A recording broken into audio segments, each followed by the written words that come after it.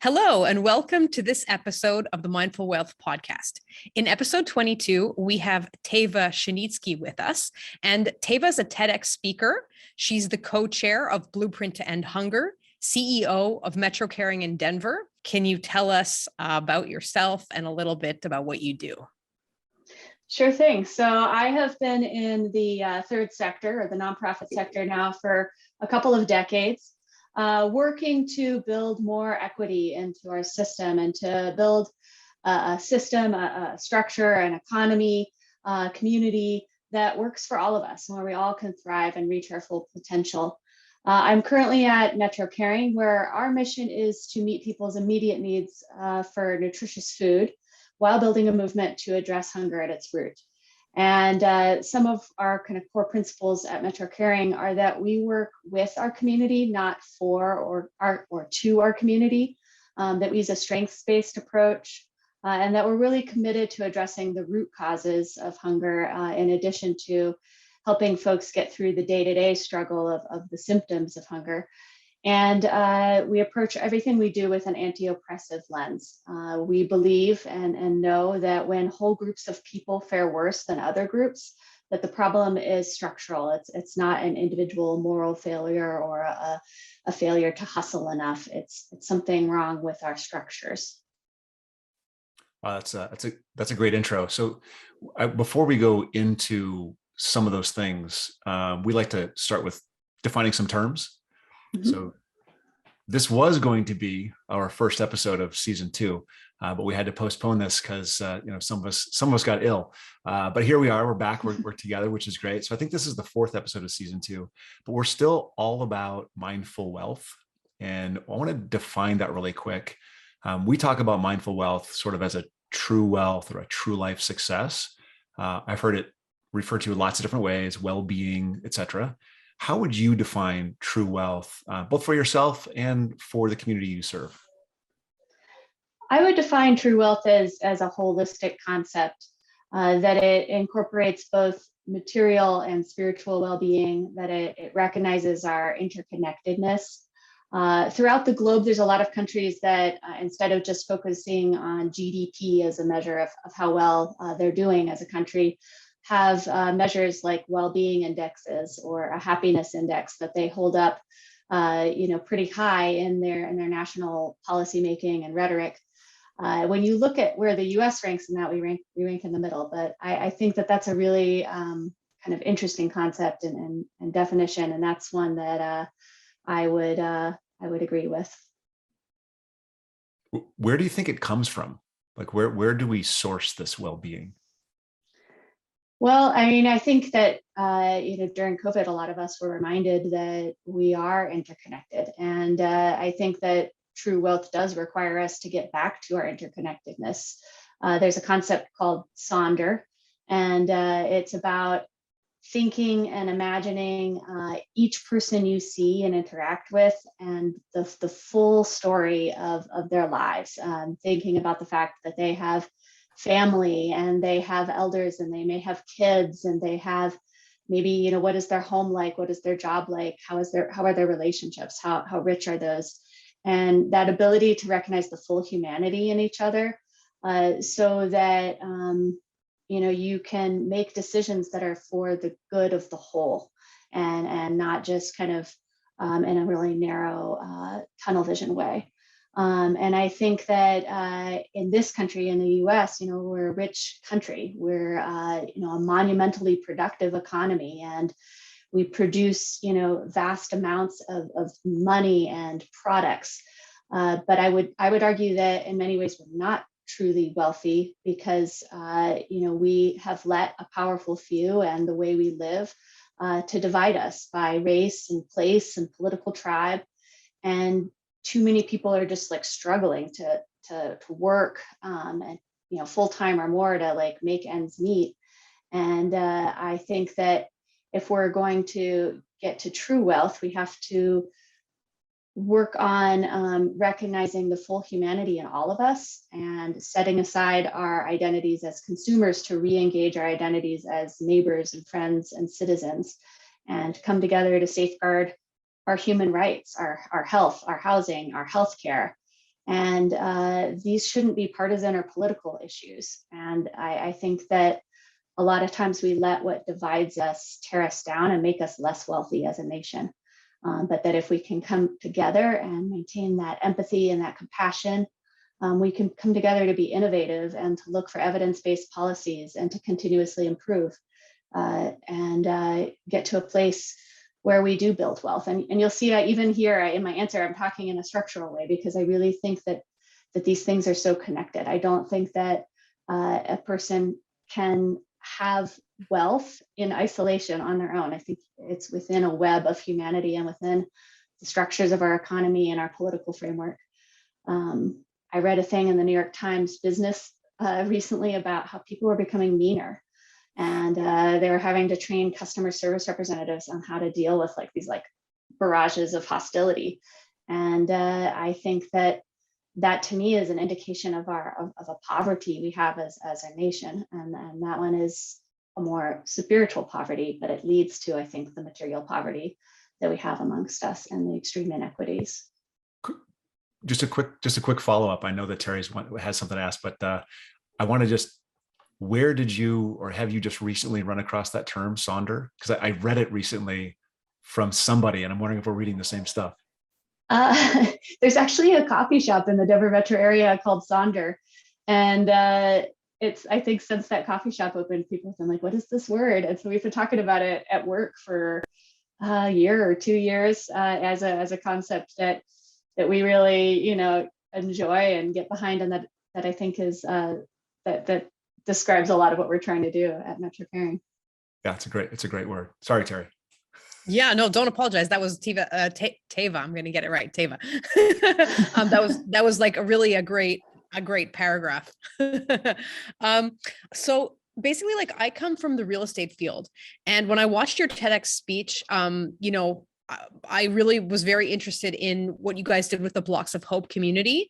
And, I work more kind of on the investor side. And so, we're dealing with all these issues of affordable housing and gentrification and all that kind of stuff. And so I'm just curious to hear from somebody who's really worked on the other end of it and tried to say, okay, how can one approach that kind of issue in a different way? So. Yeah, Blocks of Hope was an experiment where we took a 20 by 20 block community and tried to apply a place-based anti-poverty set of initiatives to work. And this was a really promising practice when we started this work 15 years ago. And it involved a few different kinds of interventions. It involved really making sure that the folks in that community had the services and the resources and the connections to meet their basic needs day to day. And it involved a lot of community organizing work. Organizing is leadership development work. It's citizen engagement work. It was about identifying the natural leaders and training them as citizen activists and leaders to impact policy. And that work is still going really strong in that community. And we built a successful, robust, diverse, multi-generational, multiracial coalition of folks, of leaders living in that community who are working together to build a community that worked for them. They made a lot of great progress, and some of that progress was localized. They made some improvements in their schools, they made some improvements in their parks and in the neighborhood infrastructure.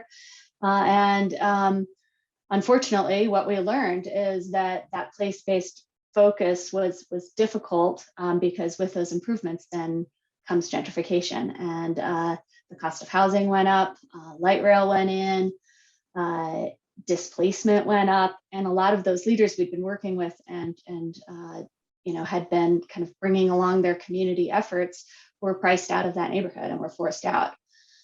So really, the lesson we learned there was that the tactics were really strong in terms of the community leadership development and working with the community rather than to the community or for the community, but that without a really significant investment into community development work and much deeper level of investments in affordable housing and really bringing those investments to scale to preserve affordability in the neighborhood, place-based work is difficult because, you create those improvements that then attract higher income folks into that neighborhood and displace the folks that actually organized to improve the community itself. So, I think it was one of those things. I think in the intro you said continuously improving, and that's a complex problem.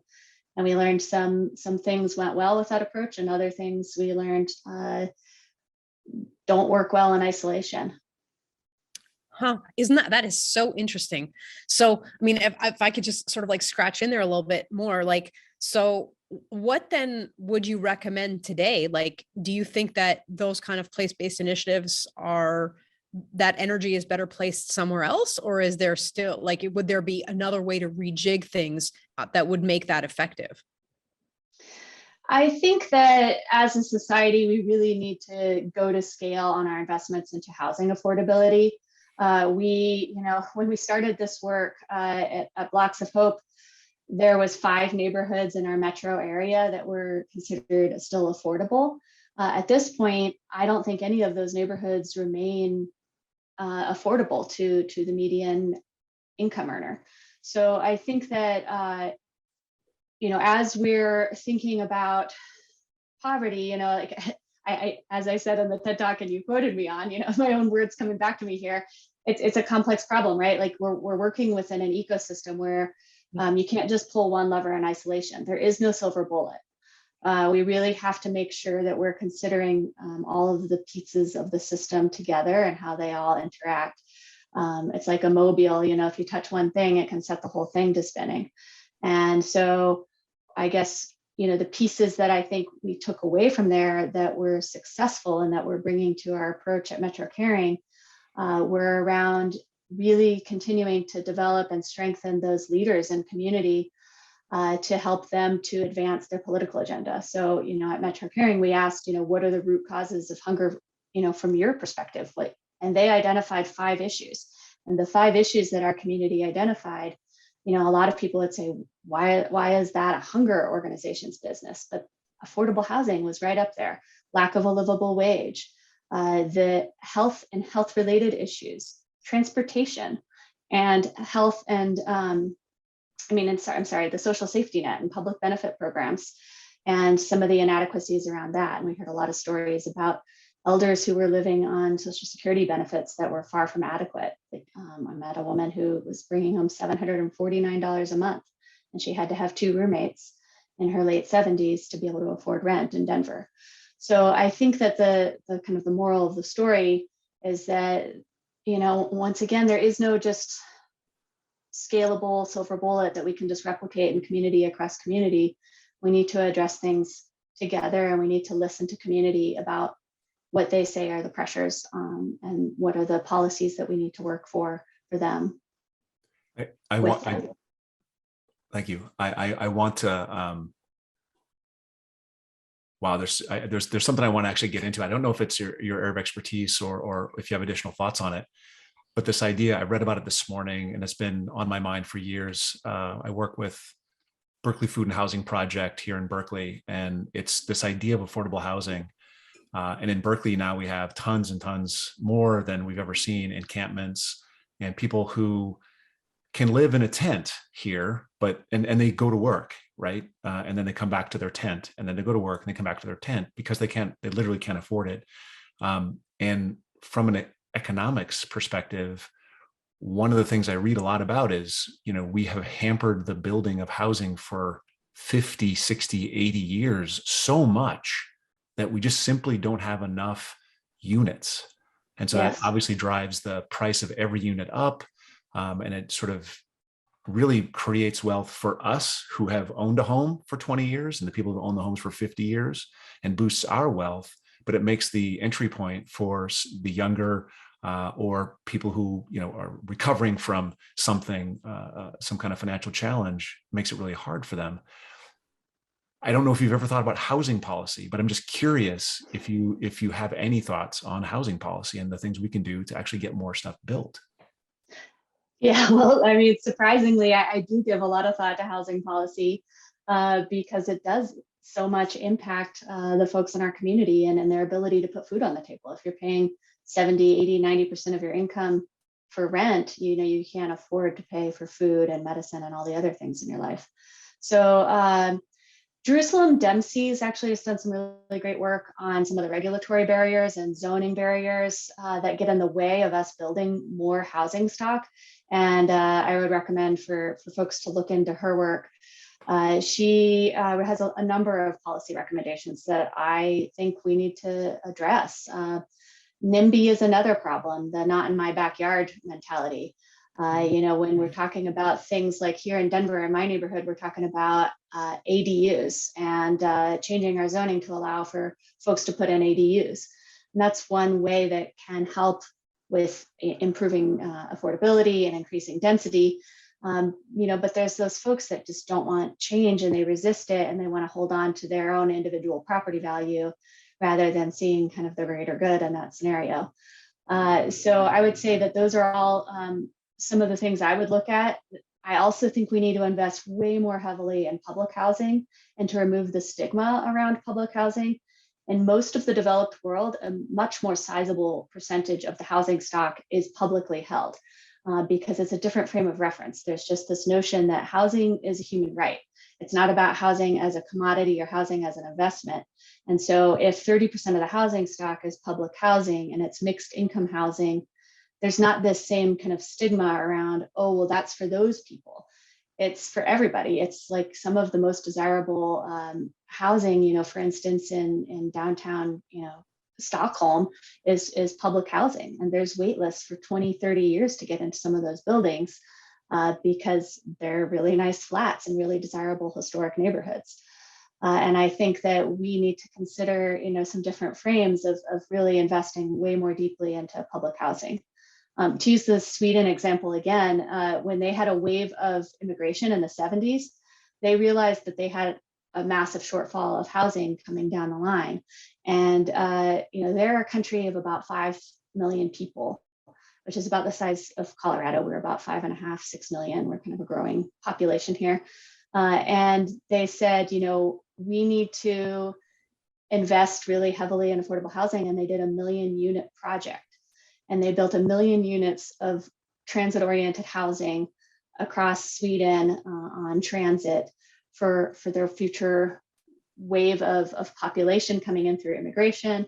They built it so that workers could get to jobs, and they built it, so that it would last and go to scale. And I just think that scale is something we have a really hard time thinking to scale in this country, and we just get overwhelmed by it, and we say no, we can't ever do that. It's impossible, rather than thinking outside of the box for, okay, well, how can we make it possible?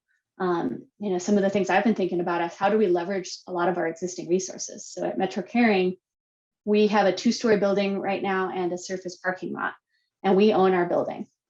And we're sitting on a lot that is zoned mixed use up to 8 floors. So we at Metro Caring are going to do a development to build housing, because we've heard from our community that housing costs are a huge driver of hunger, and we've seen displacement happening very actively in our community.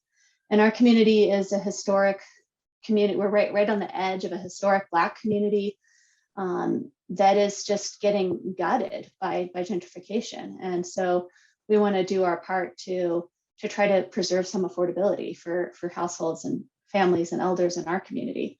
So we're turning over that resource to build housing. And I think, what about every kind of, mission related, values aligned organization that has, assets of real estate to do that, because the cost of land is a huge barrier to entry. Now, what can we do to incentivize churches, synagogues, temples, libraries, rec centers? Some of this land is already publicly held. Like, how can we think outside the box? What about school districts? School districts in Denver, we're struggling with declining enrollment because kids are having to move to the suburbs because they can't afford to live in the city anymore. And so if family housing could be built on some of the school district housing or teacher housing. We had a strike in Denver. It was nationally publicized a couple of years ago because teachers couldn't afford to live in Denver. And so I think that if we start to think outside the box about how rather than why not, we might be able to do a lot more housing in this country. Last thing I'll say about housing policy is that we need to simplify the financing mechanisms. We do a lot of it through the low-income housing tax credits. Those tax credits are really complex. And so it's expensive for folks to get into the field and to figure out how to do a tax credit application. It's competitive, they're difficult to get. And frankly, they favor the status quo, and they favor folks, investors with money who can make money off of the system and off of just a little bit of housing being built, rather than just really opening up the doors for how can we invest way more heavily into affordable housing. And I think, even when we think about affordable housing, I guess, back to the NIMBY thing, I just think we also need to think about, this isn't for those people. This isn't for people who we other in our imaginations. This is for us. Yeah. We had this, we had someone on a little while ago that talked about how we had to, this is Ifoso, right? This was. No, Rajan. It was Rajan. Yeah, Rajan. Yeah. Getting out of this idea of looking at the other and just go and engage the other and become part of the other, right? That was one of the things that he actually challenged us to do. I just did some quick math. Terry, I cut you off. I apologize. Sweden builds 1 million for 5 million people, right? 5-6 million people, Yeah. 1 million units. That's the equivalent in the US is 60 million units, right? Mm. That's an enormous, not impossible, but enormous number of units that we could do to do the same thing. I just wanted to share my, my math skills there. Go ahead, Terry. What's your question? I appreciate that. Yeah. No, it's actually interesting because I'm actually like just starting to research precisely that thing. My book called Mindful Landlord is coming out actually this week. And as I'm thinking about the second book that I want to write, which is precisely about this issue kind of affordable housing, like I've read a bunch of stuff about it. And like, so part of the thing is it's an urban planning issue, because like you said, that there's a not in my backyard aspect, but then there's also, like, I know I live in Montreal. And so there's this issue right now with, the mayor just nixed us building up. So like Montreal is quite a dense city. It's more of a European model. And like, wherever there's 2-story housing, like one could add another third or second floor. And so that would, solve a certain amount of affordability issues. And then there's also, like, I think public housing is one thing, but I think there's also ways of incentivizing like the private sector to do stuff. And, again, I'm not from the US, so I don't observe necessarily how your government functions, but for sure where I'm from, like leaving things to the government often ends up being very bureaucratic. Like I'm from the French part of Canada. And so like, if you can imagine French bureaucracy, like that's kind of the situation that, it's the kind of the situation that we live in. And so they've come up with a way of, we have like a Fannie Mae, Freddie Mac kind of a thing called the CMHC, Canadian Mortgage and Housing Corporation. And so they've now come up with like an affordability mortgage. So basically, like if you guarantee that 50% of your units will remain affordable for the duration of your financing, you're then able to get a very low interest rate, and they will provide you like basically mortgage insurance. They'll even let you put the mortgage term on 50 years instead of 25. So I'm not familiar with how your system works, but I think there is a way of finding these kind of like win-win-win solutions where you use maybe the efficiency of like private energy, you help the communities, and then maybe you also, kind of combine those things. I don't know. Maybe that's a question of having more people talk about that kind of stuff. I think that to some extent that's true. And I think that's what the low-income housing tax credits try to do is to incentivize private developers to build low-income housing. I just think when you look at the percentage of housing stock that is privately held in the US compared to much of the world, it's overwhelmingly privately held. So when I, talk about the need to invest more heavily into nonprofit held and publicly held housing, it is not at the expense of privately held. It's that I do think, though, that we need to have we just need more housing. And so, yes, the private sector needs to build more affordable housing, but also I think each sector needs to go to scale. And I think that we need to just invest heavily across the board in solutions for going to scale in each of those segments of the market. The other piece I would say is that we know that everybody does best in mixed income communities. And so, the more we can do to incentivize developers of all types to build mixed income housing, I think the better off we'll do as society. I mean, like I also manage a lot of low income housing, like which ends up being low income housing. And I think one aspect is financial, but there's another aspect of, I don't know, how can I say this in kind of a politically correct way, but like when you end up in like low income areas it's associated with a lot of social problems. And, I am not a social worker, but I end up kind of dealing with that on the housing side and saying, okay, like, what do I do when there's a lot of people who are substance abusing? What do I do when there's a lot of people who have trouble maintaining like a sanitary environment because maybe they're facing mental health challenges? And that like, the more you spread that out, the less of an issue it is. But I feel like that's still like a complex thing to deal with. Yes, and rates of a lot of those things. I think that a lot of the challenges of housing where it's really concentrated in communities that have been neglected or have been oppressed by our systems for a long time is that you concentrate the side effects of those oppressions. And so I think mixed income housing has been found that when you spread communities and you diversify neighborhoods, that in fact it has an effect of improving educational attainment, lowering incarceration rates. It helps with issues of over-policing or racialized policing practices because you have neighbors out there saying, "What are you doing to John?" It just really increases kind of the well-being of everybody in that neighborhood.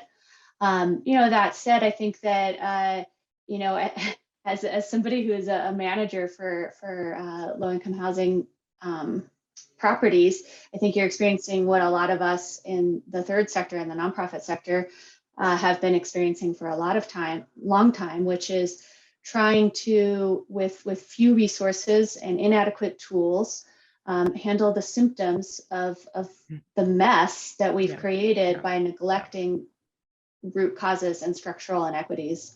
And if we had better mental health parity and behavioral health parity in our healthcare systems and better access of care, some of those issues, that we also hear our police forces are now, feeling like social workers.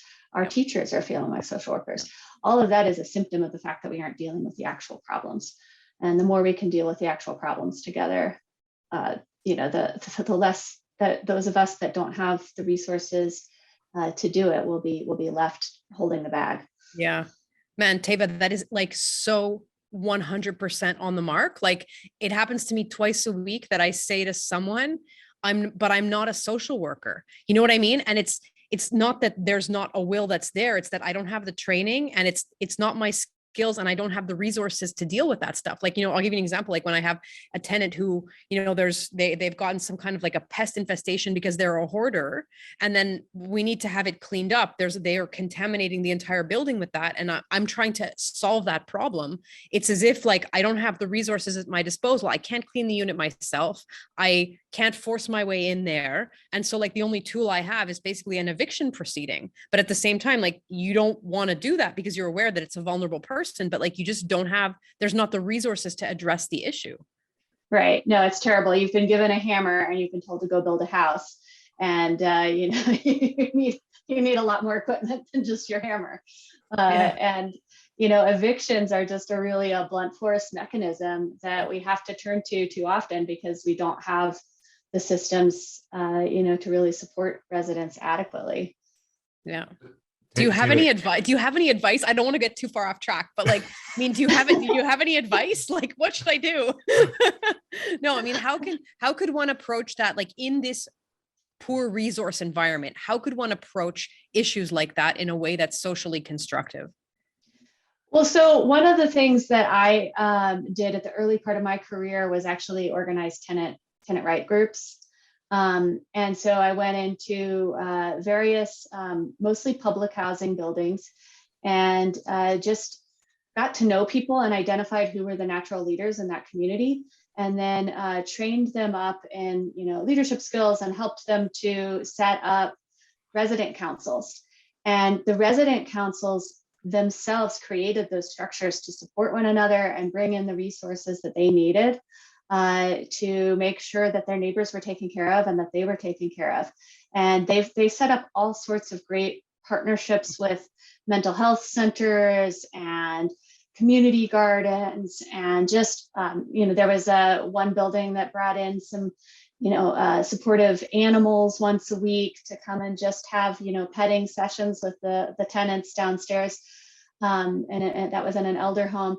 There's all sorts of creative ideas that residents will come up with. And so I think when you have a strengths-based approach, and when you don't assume that you have to be the one to solve it on your own, but leverage the resources that are there in your building. You've got leaders. I'm sure you've got the person who bakes for people when they're not well. I'm sure you've got the person who drives people to medical procedures and to the food pantry. Find out who those people are and organize them and give them resources and give them support, and they will come up with all sorts of great solutions and ideas to support their community. Do you think that that process of finding the people in the community that are already doing the work and then giving them more resources to do better work, do you think that's been hobbled by a pandemic? People aren't as connected as they were, or do you think it's been enhanced positively?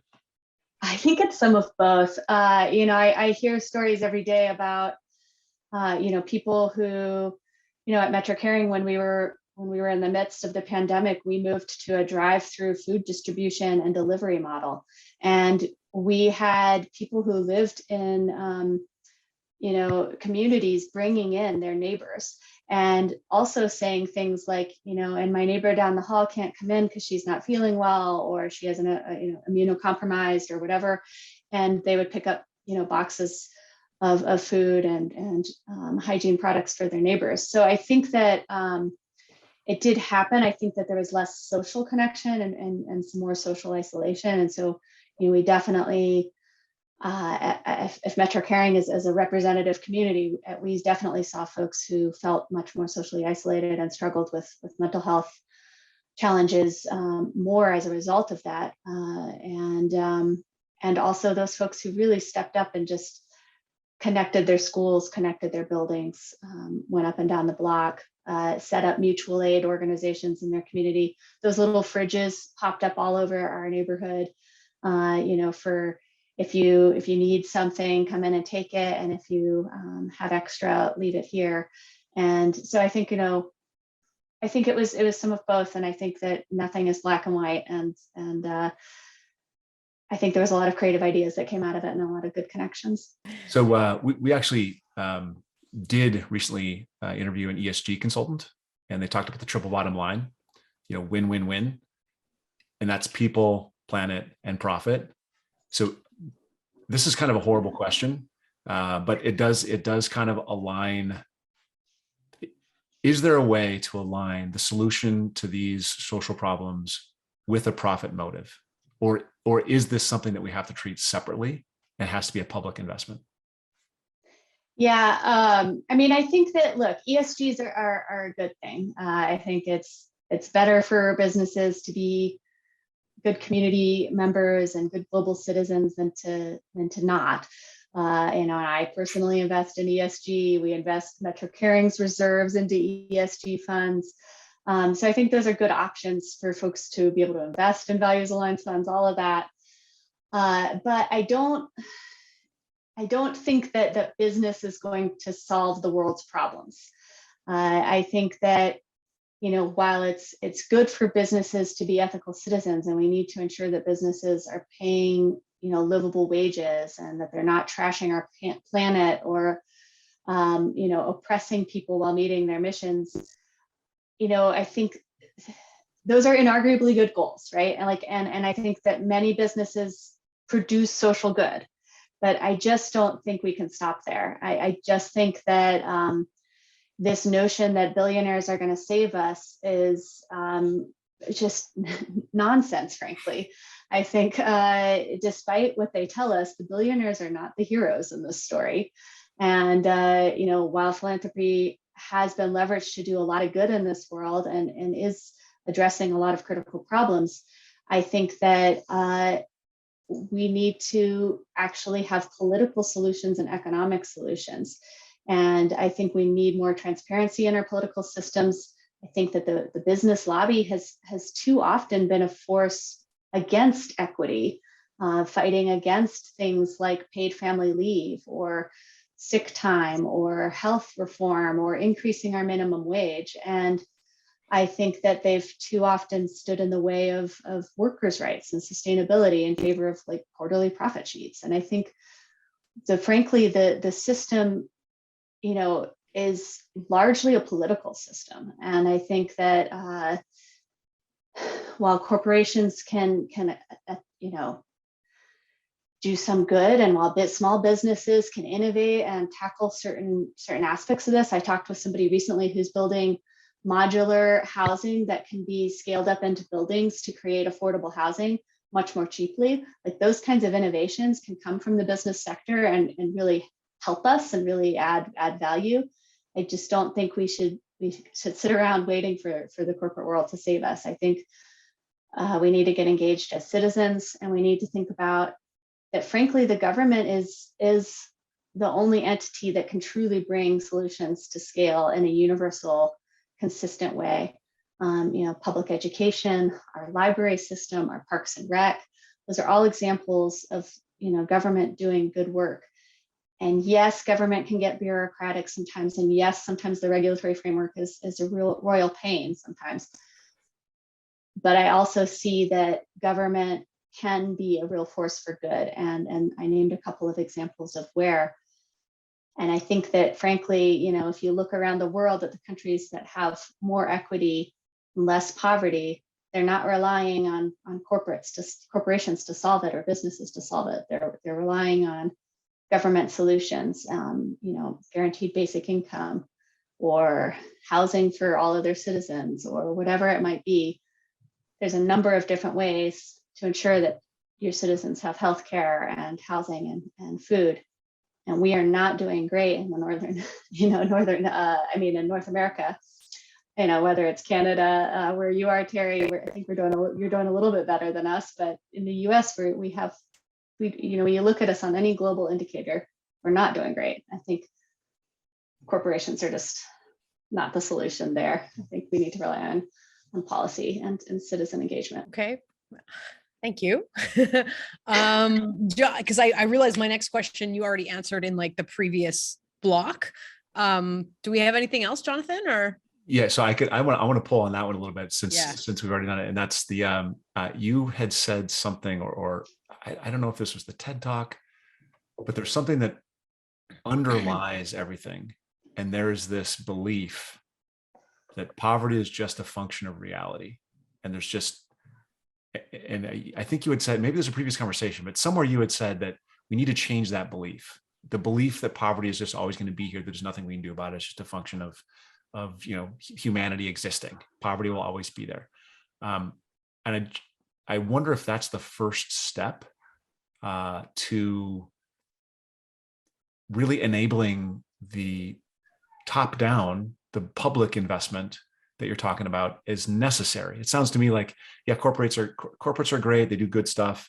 They can't solve this, and we shouldn't expect them to solve this. We need to have massive public investment to make it happen. But to make that happen, you have to change belief. People have to believe that massive public investment will work before we commit it. Because we're talking, like we said, again, my great math skills, 60 million units. That's a lot of units to build in the United States. Is that actually how many we need? I mean, I don't know. I just use the metric that's the same as Sweden. So maybe not. Maybe it's 30 million, but it's a lot of units, right? Mm-hmm. How do we change the belief? Well, I mean, I guess I would push back a little bit that we need to change belief before we change investments. I think that they can happen concurrently. what I've seen when I've kind of traveled and seen other models of doing this is this continuous improvement mindset, which I think is missing from our framework here. If you go to, for instance, I know people love to hold up the Nordic countries as an example, but I did spend some time there on a fellowship, looking at how do they pull off the Scandinavian, experiment, or not experiment, the Scandinavian model. Like how do they pull that off?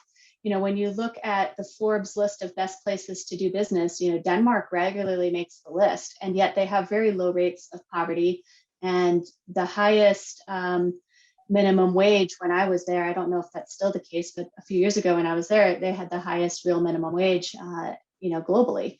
And, yes, their tax rates are really high, and no one complains about it, because they all say, oh, look, but we have the best roads and we have the best fire and we have the best school. I think that what I learned about their model, though, was less about like any particular policy framework or solution, but a mentality around continuous improvement. And I visited elementary schools and prisons and parole centers and academics and nonprofits and colleges. I visited, really virtually every kind of institution while I was there. And I would ask questions about how they got to where they got. And what I heard was this sense of, we tried a thing and then we saw how it worked. We looked at the data and then we said, oh, well, that part worked, but this part didn't. Do we need to tweak it or do we need to find something else here? And they looked elsewhere for models, and they would try a model from Canada or a model from, France, and they would see how it worked in their context, and then they would tweak it. And then each year they would come back to it and look at the data and improve. And it wasn't this sense of, just this kind of framework we have in the US. It just seems to be really like black and white, like it's right or it's wrong, it's left or it's right, it's Republican or it's Democrat, and you fight to the death. And if you win, you get what you get, and then the other side immediately starts trying to tear it down, rather than like waiting to see like, well, what happens? Does the sky fall, or actually do some things happen, and can we come back to it and tweak? And they do this thing called Political Week once a week throughout, like, I think it's like 7 or 8 countries that do this thing, where they basically bring together academics and social scientists and people from nonprofit and people from business and politicians from all of their various political parties. And sometimes that's 7 parties or 9 parties. And they all get together and they say, what are our biggest issues as a nation? And what ideas do you have to address them? And they debate it and they hash it out. And then they come up with a policy framework and they try it for a year. And then they come back next year and they say, okay, well, how did that policy work? How what went well, what didn't? And I think that that practice, that discipline of just doing evidence-based policy, of trying a thing, looking at the data, is changes mental models, right? And we can be more incrementalist, and we can start a project, we can start a pilot and see what happens. And it's less of this like sense of like, we have to get it right, this is our one chance, or we have to convince everybody, or we have to fight to the death. Let's just try a thing and then keep working at it, and then keep working again. Yeah, it's as if when things become sort of an ideological struggle, as opposed to some kind of an evidence-based, like, look, everybody wants to solve this particular problem. Let's not be ideological about it. Let's actually see what works. And I mean, I know that's like one of my, one of my big frustrations with the way our government does things locally, like in the part of Canada that I live in, is I feel like I don't know what they're doing, but they're not looking at the data, because it's like, if you spend an hour on Google and you just research, like, where is that policy going to take us? Well, this place tried it and this place tried it and this place tried it and it didn't work. Why are we doing that? Like, it's exactly. Not even an ideological question. It's just, that's actually not going to solve the problem. And yeah, it's yeah, I agree with you. Well, and as a leader, that's how like I try to approach things, right? Like, we try a program and we see what is the outcome, and what do we need to change, or what do we, sometimes you need to let a thing go if it's not working. And I think that's how business leaders approach their work, right? Like, they try things and they innovate, and then they look at the data. And I think that that's the mentality we need to bring to governance is like you said, like less ideology and more problem solving. I think that's our snippet right there. I think that's we got our lead off snippet. That was great, Teva. All right. Just before we close up, just could you tell people how to connect with you, learn more? I'm assuming there's other people in the industry that maybe you guys could learn from each other, and if they can connect through the podcast, that's fantastic. Yeah, for sure. I welcome connections on LinkedIn, or for people to just reach out and email me. I take the time to usually write people back. It may not be right away because I'm often swamped, but I will write people back. And I encourage the listeners to kind of do their own work, right? Like educate yourselves, read. I really liked Heather McGee's Some of Us. I think that's a great look at how racism has impacted our policy structure in the US, and what we, some better thoughts on what we could do going forward. There, for those of your listeners who come from wealth, there's a great group called Resource Generation that helps folks look at their individual wealth story and to think about kind of what is their ethical obligation kind of within, that history. If you own your own business, like think about like your own business practices and how much are you paying your lowest paid person? What does your custodial contractor get paid? Is it livable? And to think about what you can do. And I know I poo-pooed ESG as the solution, but I think it does need to be a part of the solution. And I just encourage everybody to get involved as a citizen and as a neighbor, and to learn to have conversations across difference. Practice that Sonder, and be curious and empathetic. I think that the more we can engage with one another and be problem solvers, the further we'll get. There's a woman, Valerie Carr, who wrote a great book, and she asks in it, is this the darkness of the womb or the darkness of the tomb? And I think it's we that decide that. It's how we go about our lives and our thinking and our engagement with one another. Thank you, Teva. Great. Thank you, Teva. That was beautiful. All right. Thank you, guys. I appreciate it.